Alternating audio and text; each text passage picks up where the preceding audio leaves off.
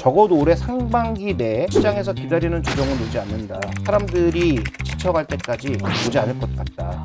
안녕하세요. 경제시그널 조현선입니다. 반도체 투톱의 열기 바통을 이어받아서 이번 주는 주인공이 현대차라고 해도 과언이 아닌 것 같습니다. 40만 원을 돌파한 현대차뿐 아니라 그 그룹주, 현대차 그룹주가 일제히 상승하는 분위기인데요. 오랜만에 주가가 가속 붙은 현대차, 앞으로 알고 투자하면 좋겠죠? 깊이 분석해 보도록 하겠습니다. 알파경제 김종효 이사 함께합니다. 안녕하세요. 네, 안녕하십니까? 네, 요즘 현대차가 뜨거워가지고 다들 질문도 많으시는데 저희가 다짜고짜 질문을 드리고 시작하거든요. 현대차 지금이라도 들어가야 됩니까? 네, 사도 됩니다. 사도 돼요? 네, 이미 다만 너무 많이 올랐는데도. 다만 중요한 건 일단 작년 여름 정도에 네. 제가 뭐 출연하는 다른 여러 방송에서 20만 원 초반에 바이코를 드렸거든요. 네. 그럼 거의 지금 90% 이상의 수익이 났는데 그 정도의 수익을 기대하기는 어렵습니다. 다만 지금보다 더 올라갈 만한 여지가 많이 있다. 네. 이렇게 좀 보고 있습니다. 사실 몇 년 전에 현대차 한참 올랐다가 좀 잠잠했거든요. 잊고 있었는데 그간에 좀 이 흐름을 한번 짚고 넘어갈까요? 그러니까 애플카 기대감이 터지면서 그때 거의 30만 원에 육박하는 주가 상승이 있었다가 뭐 그게 뭐 결국은 사실이 아닌 것으로 밝혀지면서 네. 주가는 또 내려앉았고 그 이후에 근데 현대차가 생각보다 꽤 잘했습니다. 네. 폭스바겐과 도요타라고 하는 세계에서 이제 차를 가장 많이 파는 두 회사를 제외하면 뭐 르노도 제치고 세계 3위까지 올라왔기 때문에 그래서 지금 한 해에 700만 대 신차를 파는 회사가 되었기 때문에 네. 굉장히 잘했지만 지금은 자동차 회사들은 현대차뿐만 아니라 레거시 자동차라고 불리는 건 다 저평가되고 있거든요. 그렇죠. 그러다 보니까 이제 주가가 뭐 올라가 봐야 한 뭐 24만 원, 25만 원 이 정도 레벨에서 더 이상 올라가지 못하고 오랜 기간 정체에 빠져 있었습니다. 근데 뭐 최근에 이제 주가 반등을 이끌고 있는 것은 차를 잘 팔고 의외로 뭐 관세를 잘 버텨내기도 했지만 로봇과 자율주행이라고 하는 새로운 모멘텀이 붙고 있기 때문에 네. 그러면 이런 성장주라고 하면은 지금 이 현대차는 주가가 많이 올랐어도 여전히 시장 평균보다도 낮은 밸류에이션을 가지고 있어요. 네. 그러니까 밸류에이션이라고 하면 어떻게 보면 주가를 평가하는 지표인데 시장 평균보다 이렇게 주가가 최근에 많이 올랐음에도 불구하고 낮은 수준이란 말이죠. 네. 시장이 지금 11배, 12배 수준인데 여전히 8배 정도의 수준입니다. 그래서 추가적인 상승 여력은 여전히 남았다라고 보고 있고 그 다음에 이제 여기서 주목해 봐야 될 것은 새로운 모멘텀이라고 하는 자율주행과 네. 로봇을 얼마나 빠르게 시장의 기대감만큼 유입시킬 수 있는지가 관건이라고 봐야 될 것 같습니다. 방금 말씀 주셨는데 사실 이렇게 현대차가 최근에 막 핫해진 거는 얼마 전에 있었던 CES에서 시작이 된 것 같은데 그때 오픈됐던 아틀라스 이게 사실 확실한 상승 시그널이 됐다고 해도 과언은 아니죠. 근데 그 전부터 뭐 기대감은 불타오르고 있었죠. 그래서 아무래도 현대차가 주주환원을 열심히 하다 보니까 최소한 연말 때 주주환원 관련된 기대감 이런 것 때문에 원래 오르기도 했었는데 네. 이번에는 뭐 지나고 나서 봤을 때도 마찬가지였지만 실제로 하기 전부터도 이번 주인공은 현대차다라는 그쵸. 게 이미 예정돼 있는 상황이었거든요. 근데 과연 아틀라스라고 하는 보스턴 다이나믹스의 로봇을 대비시켰을 때 어느 정도의 퍼포먼스를 보여줄까를 사람들이 굉장히 주목했던 것이었는데 네. 퍼포먼스만 보여준 게 아니에요. 구체적인 숫자를 얘기했다는 게 핵심입니다. 그러니까 지금 아틀라스보다 더 활발하게 움직이고 더 신기해 보이는 로봇은 널리고 널렸습니다. 네. 중국에도 널리고 널렸고 테슬라가 보여준 로봇도 훨씬 더 좋은 퍼포먼스를 보여줬죠. 네. 근데 우리가 왜 아틀라스에 이번에 그렇게 열광하는 것이냐? 정확하게 28년 3만 대라는 숫자를 제시했고 그게 어디에 쓰일지까지 명확하게 밝혀져 있는 거죠. 그렇죠. 미국의 메타 플랜트에 들어간다라고 하는 것이 이미 알려져 있는 사실이다 보니까 그러면 구체적으로 3만 대를 당장 만들 수도 있고 들어갈 수 있는 수요처도 이미 마련되어 있고 네. 그 다음에 확실한 숫자까지 제시하고 있는 쪽은 여기밖에 없는데 이번에 보여준 그 절제된 행동 거지 자체 네. 뭐 로봇 행동 거지라는 게 적절한 표현인지 모르겠습니다만 어쨌든 이것 자체도 시장에서는 굉장히 조금 메리트를 부여할 만한 모멘텀이 아니냐 이렇게 보고 있었던 것이고 거기다가 이제 한 발 더 나가게 되면 이번에도 이 젠슨왕 엔비디아 CEO가 키노트 했잖아요. 네. 근데 이 키노트에서 결국 얘기한 건 신제품은 두 가지란 말이죠. 알파마요라고 하는 자율주행의 전체적인 플랫폼. 네. 그러니까 자율주행이라기보단 AI 플랫폼 하나를 얘기를 한 거고 이것을 커스터마이징 할 수 있는 사람을 또 데려왔죠. 그렇죠. 뭐 그러다 보니까 이 현대차에 대해서 시장에 좀 더 강한 모멘텀을 좀 부여하고 있는 것이 아닌가. 그래서 테슬라보다도 뒤처져 있고 로봇도 잘할지 말지 모르겠고 이런 여러 가지 의문점이 달려 있어서 차 잘 파는 거 알겠어. 전 세계 3등이라는 것도 알겠어. 근데 뭐 전 세계 2등이 PR 4배 수준인데 너가 6배, 7배 갈 이유가 있어? 라는 그런 질문을 야, 우리 로봇도 하고 자율주행도 하고 잘할 수 있어. 라는 그런 대답을 보여줌으로써 시장에서는 이제 리밸류, 재평가를 받게 된다라고 봐야 될 것 같습니다. 이사님이 보셨을 때 현대차 이제는 로봇주도 된다. 이런 분석에 좀 동의하세요? 정확하게는 지분을 가지고 있는 보스턴 다이나믹스가 로봇인 그렇겠죠. 거죠. 네. 그다음에 이제 또 하나 주목해 볼 것은 메타플랜트에 로봇을 투입하는 것이기 때문에 실제로 로봇의 사용처 자체가 된다라는 것. 네. 그다음에 로봇이 가장 많이 활용될 수 있는 로봇을 스스로 사서 쓰는 회사가 된다라는 점에서는 로봇 관련주, 그다음에 보스턴 다이나믹스의 대주주이기 때문에 네. 관련주라고 할 수는 있으나 로봇주라고 얘기하기는 조금 어렵고 네. 오히려 이제 아까 말씀드렸던 자율주행과 관련된 모멘텀이 크게 보면 이게 다 로봇과 하나로 연결되는 것이기 때문에 그런 의미에서는 레거시 자동차에서 조금씩 벗어나서 성장주 개념으로 조금씩 이동하고 있다. 이렇게 네. 좀 봐야 될 것 같습니다. 그거는 사실 현대차 하면 차 명확했는데 이번 일을 계기로 이번 CS 계기로 로봇도 자율주행도 좀 연관되는 회사로 좀 자리매김이 하고 있다는 건 확실해진 것 같은데 그리고 이제 전기차 캐즘이나 관세 이슈 때문에 한동안 좀 힘들기도 했지만 새 전기를 열었다는 생각도 들었거든요. 그런 면에서 이번에 계속 오늘도 기사가 났지만 인재들을 영입하고 있잖아요. 엔비디아, 테슬라. 이것도 굉장한 큰 의미고 메시지인 것 같아요. 네, 그렇죠. 이제 알파마요라고 하는 어떻게 보면 플랫폼입니다. 이게 자율주행 시스템이 아니에요. 그래서 자율주행을 할 수 있는 그 플랫폼을 가져다가 가장 먼저 벤츠에 녹였죠. 네. 근데 아직 벤츠의 신제품이 나오지 않아서 뭐 개념만 알려졌을 뿐 실제로 어느 정도의 퍼포먼스를 보여줄지 모릅니다. 네. 그다음에 엔비디아의 이 알파마요는 아직까지는 룸펜이에요. 그러니까 실험실에서만 돌아다닌 네. 거거든요. 실제 아직 퍼포먼스를 제대로 보여준 건 없죠. 엔비디아가 공개한 건 말고는. 네. 근데 가장 앞서 있는 지금 테슬라 같은 경우에는 방법적으로 보면 차 200만 대를 돌려서 데이터를 수집하고 이 수집한 데이터를 메인 컴퓨터로 보내서 메인 컴퓨터가 스스로 학습을 하고 네. 그 다음에 업그레이드된 프로그램을 다시 내려주는 형태예요. 그래서 이 테슬라는 알아서 주행하는 엔드-투-엔드 방식이긴 하지만 왜 이렇게 움직였는지를 알 수가 없습니다. 그러니까 뭔가 위험 상황이 오게 되면 여러 가지 엣지 케이스들을 다 학습해 놓은 것에 따라서 그냥 무의식적으로 움직이는 거죠. 네. 그러니까 이제 우리가 그 논리학으로 얘기하면 귀납법에 가까워요. 아주 많은 케이스들을 학습하고 나서 스스로 무언가 결정을 내리는 형태라고 본다면 이번에 알파마요의 이 시스템은 VLA라고 해서 비전, 보고, 네. 랭귀지, 이해하고 그 다음에 액션을 하는 형태로 가고 있거든요. 네. 그러다 보니까 이걸 자동차로 이식시키는 건 바로 되는 게 아닙니다. 현대차에 맞게 커스터마이징을 해야 되는 거예요. 근데 이번에 이제 송창현 대표가 날아가고 뒤이어서 온 이 박민우 네. 대표 같은 경우에는 테슬라의 비전을 연구하신 분이고 그 다음에 엔비디아로 와서는 이 알파마요의 기초가 될 수 있는 전체적인 자율주행 시스템을 설계한 사람 중에 한 명이어서 네. 그러면 이 시스템을 가장 현대차에 맞게 커스터마이징 할 수 있지 않을까라는 기대가 있는 겁니다. 물론 나중에 결과물은 봐야 될 것 같아요. 대표 한 명 바뀌었다고 잘 못하던 42다시 갑자기 좋아질 수는 쉽진 않죠. 없는 것 같고요. 네. 그래서 이건 좀 검증이 필요하고 그 다음에 이제 미국에 이번에 뭐 저희 알파경제에서도 특파원 분에서 같이 한번 보기도 했습니다만 이 모셔널이라고 하는 자율주행의 두 축을 현대차는 다 하고 있었습니다. 네. 근데 모셔널은 룰 베이스 기반이에요. 하나하나 가르쳐주고 이 법대로만 하라고 가르쳐주는 형태예요. 이 모셔널이 지금 28개의 센서를 달고 주행을 하고 있는데 노약자가 운전하는 것 같은 수준을 보여주고 있단 말이에요. 이미 5조 원의 돈을 썼는데도 말이죠. 그러니까 아직 현대차가 무조건 잘할 거다라고 우리가 이야기 어렵지만 그럼에도 불구하고 말씀드렸던 것처럼 알파마요라고 하는 엔비디아의 플랫폼을 받아서 박민우 CEO라고 하는 이걸 가장 잘 이해할 것 같은 사람이 들어왔으니 네. 기대감이 높아지고 있는 건 사실이고 실제로 이제 42다시 하는 이 자율주행 아트리아 AI가 그동안 판교구 주변에서 막 돌아다녔거든요. 네.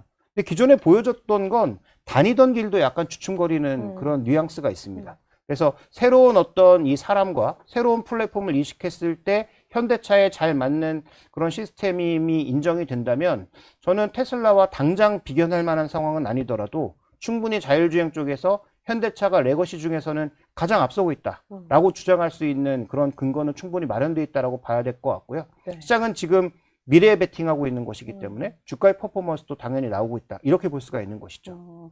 이어서 질문을 드리고 싶은 게 이제 사실 아까 처음에 말씀드렸지만 이제 투자를 시작하려고 하는 분들도 있거든요. 그러면 얘네가 어느 위치에 와 있는지를 알아야 가치 판단을 할 수 있잖아요. 자율주행, 로봇, 뭐 차도 있고요.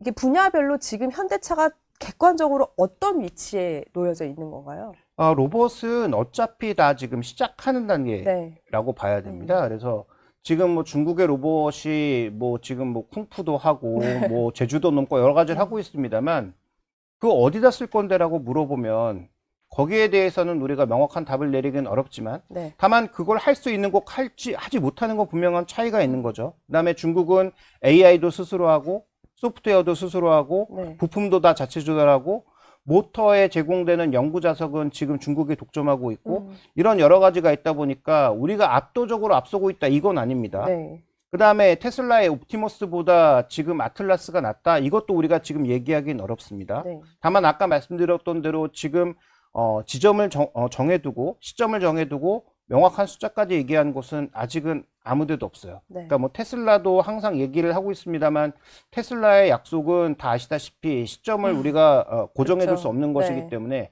적어도 믿을 수 있는 시점을 고정해두고 현대차 정의선 회장이 약속했던 이 로봇 파운드리를 할 수 있는 회사는 네. 현대차가 유일하다고 봐야 된다면 지금 로봇 회사 실제로 휴머노이드를 만들 수 있는 로봇 회사가 한 20개 정도 있다라고 했을 때 네. 저는 뭐 순위로 봐서는 5위권 내로는 진입하고 있다라고 봐야 될 것 같습니다. 그래서 거의 뭐 최상위권에 놓여 있는 상황이니 로봇은 꽤 점수를 줄 수 있는 상황이고요. 네. 자율주행은 지금 테슬라하고 샤오펑, 그 다음에 하웨이라고 하는 가장 앞단에 있는 위치들보다는 아직은 많이 낮은 상황이다라고 봐야 될 것 같습니다. 이번에 말씀드렸던 알파마요를 현대차에 맞게 녹여내는 과정에서 잘한다면 네. 그러면 이것도 제가 보기에는 2, 3위 정도로는 올라설 수 있는 여력이 충분히 있지 않나. 그래서 자율주행은 아직은 상중하로 따진다면, 그러니까 상중하를 다시 또 상중하로 나눠서 구분위로 따진다면 한 상하나 중상 정도, 3에서 4단계 정도 수준이라고 봐야 될 것 같고 로봇은 제가 보기에는 상중, 상하 네. 이 정도의 수준에는 충분히 들어오고 있는 것으로 판단해 봐야 될 것 같습니다. 굉장히 긍정적인 여지가 있다라는 생각이 드는데 이제 굉장히 중요한 전환점이라는 생각이 들거든요. 근데 물론 한 번에 다 잘 될 수는 없지만 하락 시그널이 분명 또 있을 거거든요. 조심할 부분은 또 뭐가 있을까요? 현대차에 대해서. 네, 일단 가장 조심할 부분은 그 주가가 많이 오른 게 최대 악재입니다. 아, 너무 많이 오른 게. 네, 그러니까 주가가 많이 내린 게 최대 호재이듯이 네. 주가가 많이 오른 것도 최대 악재일 수 있거든요. 근데 아직은 밸류에이션 부담을 느낄 정도는 아닌데 네. 그다음에 우리 시장도 최근에 뭐 분위기가 워낙 좋다 보니까 그렇게 뭐 위험을 느낄 단계는 아니지만 지금 현대차의 위치가 도요타라고 하는 레거시 자동차의 1위 업체보다는 아직은 낮은 수준입니다. 네. 그러면 이 가격대, 이 밸류에이션을 넘어가게 되면 저는 조금 위험하다고 보는데요. 도요타 밸류에이션이 지금 PR 기준으로 12배 정도 수준이에요. 네. 근데 아까도 말씀드렸지만 현대차는 주가가 그렇게 많이 올랐는데도 이제 올해 실적 기준으로 8배, 7배 그쵸. 수준을 오가고 있거든요. 네. 그러면 저는 로봇도 없고 자율주행도 아직 잘 못하는 도요타와 비교해 본다면 판매 대수는 여기가 더 많으니까 서로 이제 상쇄되는 부분이 있다고 쳤을 때 도요타 정도는 가야 되지 않나? 그 12배를 생각해 보면 현대차의 가격이 한 50만 원을 육박하는 가격이 나와요. 네. 그래서 추가적인 상승 여력이 있으니까 지금 사도 좋을 것 같지만 예전만큼 높은 목표 수익률은 아니다라고 말씀드린 것이고요. 네. 그럼 만약에 그 가격을 넘어가게 된다면 저는 조금 부담스럽지 않을까라고 봅니다. 그래서 지금 현대차에 대해서 투자하시는 것은 좋으나 밸류에이션 기준을 도요타와 비슷한 레벨 정도까지는 끌어올릴 수 있다 정도로 일단은 네. 생각해 보시는 게 저는 조금 합리적이지 않을까. 그래서 야 테슬라에 비길 수 있으니까 테슬라와 비교해야 돼라고 하는 건 제가 보기엔 좀 너무 나간 상상일 수 있다. 일단 우리 시장과 미국 시장의 차이도 있고 테슬라의 사업 범위는 우리가 생각하는 것 이상으로 넓기 때문에 그렇죠. 테슬라와 단순 비교를 하긴 좀 어렵다라고 봐야 될 것 같고요. 그 다음에 테슬라와 또 하나의 차이는 테슬라는 다 하잖아요. 네. 네. 소프트웨어, 서비스, 하드웨어까지 다 합니다. 뭐 물론 그걸 잘하고 못하고는 각각의 다른 판단이겠지만 현대차는 어쨌든 아직 알파마이어에서 받아서 커스터마이징 해야 되는 입장이라면 예전에 이제 그거 비교할 수 있는 거죠. 애플은 다 하는 것, 삼성은 안드로이드를 받아서 여기서 1위가 된 것. 네. 이 차이를 우리가 이제 생각해 볼 필요가 있지 않나 이렇게 좀 보고 있고요. 그다음에 또 하나 이제 변수는 이걸 현대차만 할 수 있는 건 아니잖아요. 그렇죠. 알파마이어를 커스터마이징해서 자신의 시스템 안에 녹이는 건 도요타도 할 수 있습니다. 네. 그러면 도요타나 폭스바겐 같은 다른 업체들이 이것을 어떻게 들어오느냐가 또 하나의 이제 경계 요소 이런 게 될 수 있겠죠. 좀 속도를 내는 것도 필요하다는 생각이 좀 드네요. 현대차 입장에서는. 그래서 아마 이번에 뭐 박민호 CEO라든가 이런 분들을 적극적으로 데려온 게 아닌가. 그래서 속도가 중요하다는 것을 누구보다도 이제 정의선 회장이 인식한 것 같아요. 그런 그래서 것 같아요. 그러다 보니까 뭐 오늘도 이제 또 하나 인사가 있었습니다만 네. 이렇게 외국 사람들을 데리고 오는 것은 뭐 성과가 나오지 않았을 때 손쉽게 잘라낼 수 있어서이기도 하겠지만 가장 산업을 잘 이해하고 또 그 내부적인 이해관계와 좀 동떨어져 있는 사람들을 데려온 것이 아닌가 좀 이렇게 좀 봐야 될 것 같아요.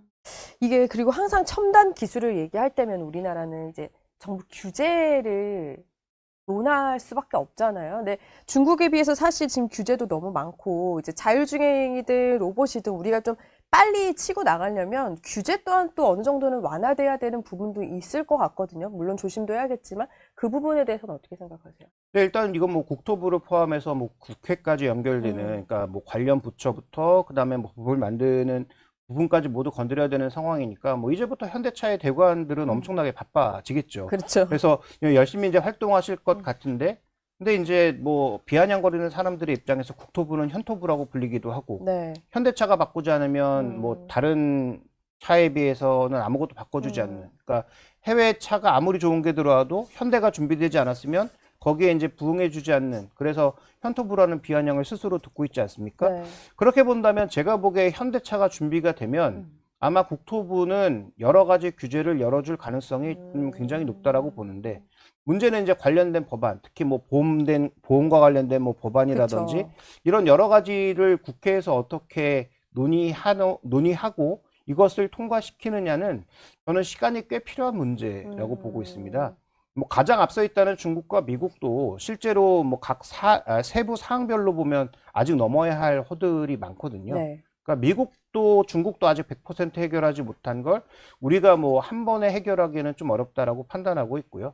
그래서 이건 좀 시간이 필요한 일이니까 너무 성급하게 생각하시기보단 일단 현대차가 준비가 된 게 더 중요하고 현대차가 준비가 됐다고 하면 아마도 이제 국내 법안 쪽에서는 좀 속도를 낼 가능성이 있는데 문제는 이게 국가마다 다를 수 있잖아요. 그렇죠. 그래서 그걸 또 어떻게 규제를 맞춰 나가느냐가 또 하나의 변수니까 네. 그건 뭐 현대차가 풀어야 될 숙제라고 봐야 될 것 같습니다. 이게 현대차에 더 집중이 되는 게 삼성의 반도체처럼 비단 한 기업에만의 문제가 아니라 이제는 국가 사업 차원이기 때문에 더 관심이 커지는 것 같은데 정의선 회장에 대해서는 기업 전문가들이 굉장히 긍정적인 반응이 많잖아요. 사업성이나 추진력 그리고 면밀함도 굉장히 빠르고 또 그리고 요즘 최근에 보면 글로벌 어떤 흐름에 전략적으로 굉장히 빠르게 대응하고 있다는 생각이 드는데 우리가 정의선 회장의 어떤 행보나 이런 걸 봐도 방향성을 볼 수 있잖아요. 어떻게 좀 분석을 하세요? 그러니까 이번에 그 깐부 회동을 보시면 답이 나오지 않나 생각인데 깐부 회동 이전에 알파마이어가 12월 초에 나왔고요. 네. 그 다음에 이제 진행된 것이 그 10월 달에 깐부 회동을 했죠. 네. 그 다음에 이 사이에 나타난 게 뭐냐면 포티투다 송창현 대표가 사임했습니다. 그러면 깐부 회동을 하고 나서 송창현 대표를 날리고 알파마이어가 나왔다는 건 이미 정의선 회장은 깐부 회동을 하기 전에 알파마이어를 받아들일 생각을 한 게 아닌가? 즉 현대차가 다 내재화하겠다고 했을 때 저는 솔직히 부정적으로 봤거든요. 네. 현대차가 모셔널도 망가뜨리고 있고 포티투다 또 뭔가 성과가 안 나오고 있는데 그래도 뭔가 계속 고집을 피우면서 몇 조 원의 돈을 태워서 시간까지 태워가면서 현대차 스스로 다 하겠다라고 하면 저는 이거 100% 망한다고 봤습니다. 근데 자신들의 부족함을 인정하고 성과를 내지 못한 포티투닷의 송창현 대표는 집으로 가시고 네. 그 다음에 현재 구간에서 포티투닷의 대표로 박민우 CEO가 왔다라고 하는 건 알파마이어를 가져와서 녹이겠다는 의지를 명확하게 드러낸 거라고 보고 있고요. 그 다음에 그 깐부 회동 안에 삼성전자가 들어온 이유는 뭐냐? 네. 삼성전자가 엔비디아의 그 칩, 자율주행 칩을 만듭니다. 음. 그러면 삼성전자의 자율주행 칩과 하만이 가지고 있는 여러 가지 전장 사업을 결합하면 현대차에 들어가는 전장부터 차의 앞단을 모두 해결할 수 있는 거의 모든 부품들이 완결된다는 거라고. 그렇네요. 그러면 차대부터 시작해서 나머지는 원래 현대차가 잘하고 있으니 거기에 알파마요를 커스터마이징한 자율주행 플랫폼을 달아서 삼성전자의 전장과 삼성전자의 칩을 녹이면 하나의 어떤 흐름이 완성될 수가 있는 거고, 이게 만약에 정말 좋은 상품으로 인정을 받으면 앞으로 자동차는 쉽게 제조할 수 있는 그런 하나의 플랫폼이 또 형성될 수 있는 거거든요. 이게 이제 옛날에 LG가 그렸던 그림입니다. LG가 차의 껍데기를 제외하고, 차의 샤시하고 이 껍데기를 제외하고는 우리가 다 만들 수 있게 해서 차를 만들고 싶은 회사가 있으면 전략 납품하는 형태로 가져가려고 B2B를 끌어왔는데, 여기 이제 여러 경쟁자들이 튀어나오고 있는 거죠. 대만에 이제 폭스콘도 이미 준비를 하고 있는 상황이고요. 그래서 그런 사원을 놓고 봤을 때 언급해 주셨던 정의선 회장의 발빠른 행보는 저는 충분히 잘했다는 평가를 받을 만하고, 그래서 지금 주가도 오르고 있는 것이고, 그쵸. 이렇게 좀 봐야 될 것 같습니다. 그러다 보니까 증권사에서도 목표 주가가 나날이 오르는 것 같아요. 60만 원까지도 이제 언급이 되고 있는데, 이사님은 현실적인 수치 상승했을 때 어느 선까지 가능하다고 보세요? 근데 아까 말씀드렸던 대로 지금 그 도요타 1등, 레거시의 1등인 도요타 자동차의 PR이 12배인데, 네. 그 정도의 수준을 올해 예상되는 추정 실적 EPS에 곱해보면 50만 원 정도를 충분히 생각해 볼 수 있는 상황이니까, 지금 가격에서 매수를 하시더라도 한 20% 내외 정도의 수익률은 충분히 생각해 볼 수 있는, 그렇네요. 그러니까 60만 원 정도까지 본다라고 하는 것은 현대차의 여러 가지 그런 기대감들이 굉장히 빠르게 반영된다는 전제를 깔고 있는 것인데, 네. 어차피 로봇이야 2028년으로 시간이 걸리니, 그러면 그 이전에 우리가 생각해 봐야 될 건 이 자율주행과 관련된 것들이 굉장히 빠른 속도를 낸다라고 전제를 하는 것인데, 근데 그것도 아까 언급드렸던 대로 뭐 법적인 문제라든지, 그렇죠. 그 다음에 실제로 이제 커스터마이징을 하는 문제라든지, 국가별 규제를 뛰어넘는 그 문제라든지, 이런 것들을 하나하나 더 녹여내는 과정이 필요하기 때문에, 네. 저는 지금 뭐 60만 원, 65만 원 정도의 목표가를 제시하고 있는 것, 당연히 언젠간 되겠지만, 올해 내에 되기에는 조금 어렵지 않을까. 만약에 그렇게 간다면 저는 오히려 그때는 조금 비중을 줄여야 할 때가 아닌가. 이렇게 좀 봐야 될 것 같습니다. 이게 더 지금 관심이 큰 게 그룹주, 부품주까지도 지금 엄청나게 계속 상승을 하고 있기 때문에 더 지금 관심이 집중되는 건데, 이게 보통은 관련주 같은 경우는 단기일 때도 있잖아요. 이게 계속 흐름이 같이 갈까요? 밸류체인에 있어서?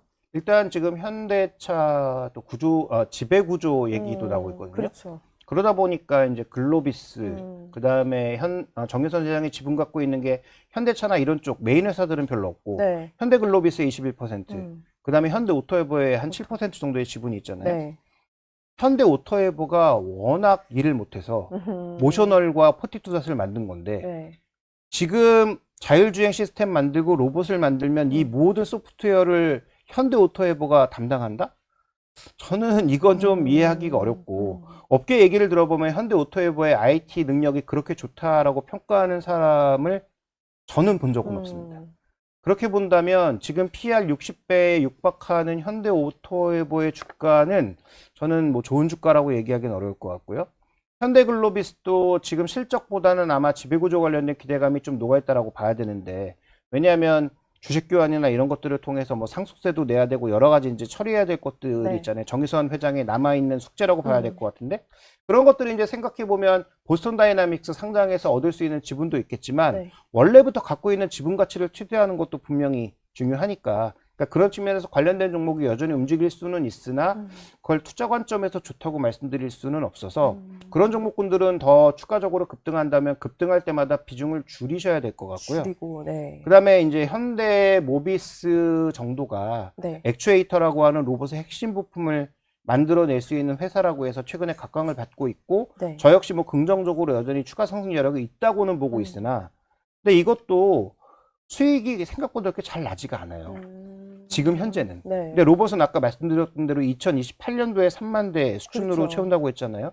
그러면 조금 과속하는 측면이 없지 않아 있습니다. 그러면 현대모비스는 추격 매수하시기보다는 시장에서 이제 어느 정도의 조정을 좀 줬을 때 네. 조금 조정시 매수 관점 정도의 접근이 필요하지 않나라고 봐서, 역시 결론적으로는 가장 여전히 많이 올랐어도 살만한 종목은 현대차고, 현대차. 그다음에 그 나머지 종목군들은 오히려 주가가 급등할 때는 조금씩 비중을 덜어낼 때 진입하지 않았는가라는 그런 생각을 좀 하고 있습니다. 아, 그러면 마지막으로 이제 뭐 앞서 설명을 해주셨지만 정리해 주시는 차원에서 이제 포트폴리오 전략이 시점도 다르고 갖고 계시는 뭐 안 갖고 계신 분들도 있고 어떠냐에 따라 다를 텐데 포트폴리오 전략 좀 한번 짜주세요. 네, 일단 자동차 안에서의 포트폴리오 전략을 짠다면 제가 애초에 가장 긍정적으로 봤던 건 만도하고 현대모비스였습니다. 왜냐하면 네. 시장에 로봇주들이 막 흥분할 때 전부 액추에이터 때문에 흥분한 거거든요. 근데 확실한 숫자의 액추에이터를 만들어낼 수 있는 기업은 저는 만도하고 모비스로 봤기 때문에 그 두 종목을 뭐 예전부터 한 작년 가을부터는 긍정적으로 봤었는데 네. 지금 주가가 다 너무 많이 올라와서 이런 종목군들을 지금 가격에 공격적으로 사기는 어렵습니다. 그러니까 지금 사신다면 저는 현대차, 그 다음에 조정받을 때 현대모비스 정도가 조금 투자 가능한 종목으로 판단하고 있고, 네. 그 다음에 이제 이미 투자하셔서 수익률이 나신 분들은 네. 현대차 기준으로는 쉽게 팔지 말아라. 제가 생각했던 50만 원보다 더 갈 수도 있고, 그 다음에 증권사에서 지금 가장 높게 예상하고 있는 60만 원 레벨까지 갈 수도 있으니 좋은 가격에 사신 분들은 쉽게 파는 것보다는 끝까지 한번 가보는 게 가장 좋은 전략이다라고 말씀드리고 싶고요. 신규 매수하시는 분들은 아무래도 최근에 주가 급등이 있으니까 네. 뭐 현대차라고 하더라도 공격적으로 막 올라가는 구간에 접근하시기보다는 당연히 쉼이 있을 겁니다. 네. 지금 지수도 11일째 올라가고 있어요. 그러니까요. 약간 좀 비이성적인 흐름이 나타나고 있는 건 맞거든요. 그러면 이런 흐름들을 고려했을 때 현대차 자체도 매수하실 때는 조금 조정을 이용해서 사시는 게 좋지 않을까. 그렇게 좀 판단하고 있습니다. 그렇다면 코스피를 안 여쭤볼 수가 없는데 코스피 흐름 자체도 뭐 물론 주도주가 지금 받침을 해주고 있지만 특정들이 어떻게 보세요? 근데 이 코스피를 단기 과열은 분명해요. 그래서 저는 당연히 쿨다운이 있을 거라고 보는데 여기서 핵심 포인트는 뭐냐면 이걸 누가 끌어올렸냐라고 하는 거죠. 그렇죠. 지금 삼성전자하고 현대차 두 가지가 끌어올렸단 말이죠. 네. 근데 삼성전자하고 하이닉스는 아직 이익의 상단이 측정이 안 됩니다. 얼마까지 이익이 늘어날지를 작년 한 9월부터 매달 바뀌고 있어요. 그래서 처음에 60조 얘기했던 게 80조, 100조, 120조 지금 맞아. 나오고 있거든요. 네. 그럼 이게 더 올라가면 지금 주가가 비싼가? 전혀 그렇지 아니죠. 않거든요. 네. 그러니까 지금 현대차하고 삼성전자를 안 가지고 계신 분들이 포모를 일으키다 보니까 너무 많이 올라간 거 아니야? 주가 급락할 거야? 라는 헛된 기대를 가지고 계시지만 삼성전자는 이익만큼도 안 올라갔다. 첫 번째. 두 번째, 현대차는 저평가받을 수 없는 레거시 자동차에서 신기술을 장착한 성장주로 옮겨가고 있는 과정이에요. 네. 그 다음에 현대차의 밸류가 지금 시장 평균보다도 싸요. 그것도 많이. 그러면 지금 이게 상승 여력이 있다라고 하면 우리가 생각하는 조정이 올까요? 저는 일시적인 조정은 있을 수 있어도 네. 적어도 올해 상반기 내에 글로벌리하게 큰 리스크가 나타날 만한 뭐 큰 전쟁이라든지 뭐 세계 뭐 갑자기 뭐 금융 위기라든지 이런 게 오지 않는 이상 네. 저는 시장에서 기다리는 조정은 오지 않는다. 그 다음에 지금의 상승의 이 두 가지 팩터가 전혀 그렇게 부담스럽지 않게 다가오고 있기 때문에 네. 저는 뭐 지수의 조정도 아마 사람들이 지쳐갈 때까지 오지 않을 것 같다. 아. 네, 한 가지만 더 말씀드리면 네. 예전에 지금 AI 버블 작년 가을부터 많이 얘기 나왔잖아요. 그렇죠. 우리가 얘기했던 소위 IT 버블이 3년 갔습니다. 이번에도 3년가리라는 법은 없죠. 그렇죠. 속도가 빠르니까 더 빨리 조정이 올 수도 있어요. 다만 그때도 버블 하던 게 3년을 갔다라고 하는 거고 아직은 버블이 아니다라고 생각한다면 저는 그렇게까지 두려워할 만한 여지는 없고 오히려 이런 주도주 개념들은 조정받을 때 사는 것이 맞지 않느냐 이렇게 좀 봐야 될 것 같습니다. 아, 오늘 긍정적인 분석을 통해서 하루가 다르게 최고치를 찍고 있는 주가에서 굉장히 긍정적인 소식을 좀 분석해 본 것 같습니다. 알겠습니다. 지금까지 알파경제 김종효 이사 함께 했습니다. 고맙습니다. 저희 경제 시그널 영상 많이 봐주시고요. 좋아요, 구독, 알림 설정 부탁드립니다.